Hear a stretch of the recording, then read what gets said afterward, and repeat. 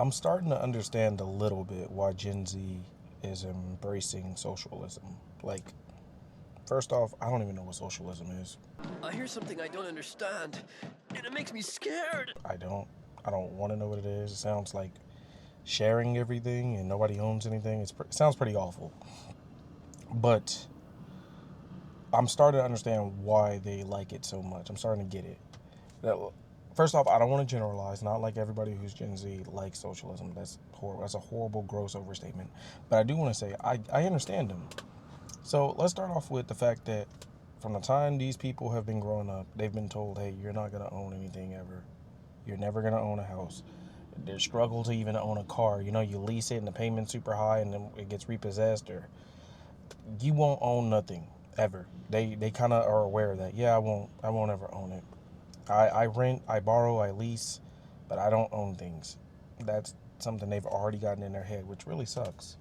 Um, Secondly, the dollar, since they've grown up, they've seen the dollar just lose its value and mean nothing. I mean, between the government just printing, and the price of goods going up every time you turn around, all these kids know is inflation. They think that's regular. They think that's how money is. They think money's supposed to inflate at a rapid pace. And your government's supposed to print trillions here and there over a course of years. That's not normal, kids. I understand why they don't enjoy capitalism. They've seen the negative sides of capitalism. They haven't got to experience the good side of capitalism, which is that prosperity, saying, oh, I own this property. It's mine. I worked hard for it. Because when you don't have a chance to work hard for something, when that's taken away from you, that chance to work hard for something and earn something and make the money and go get what you want, your dreams and goals, when that's taken away from you, of course you're going to be like, man, capitalism sucks. When capitalism is you seeing foreign nationals and who have a lot of money and corporations buying up all the houses and stuff, yeah, that kind of sucks.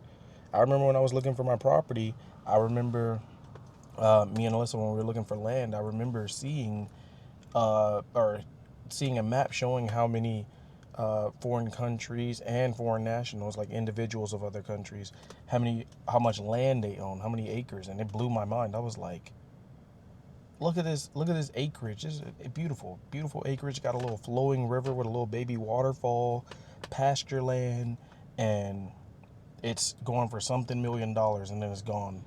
$5 million, $2 million, gone. And yeah, it's a mess.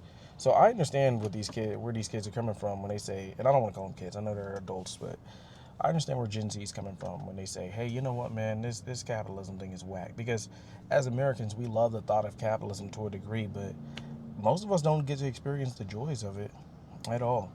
And it's pretty tragic because honestly, I think capitalism is a great idea, but it has to have checks and balances because some people don't have a limit to their greed. Like me, for instance, I want to get land, right? I actually own land now, so I got land.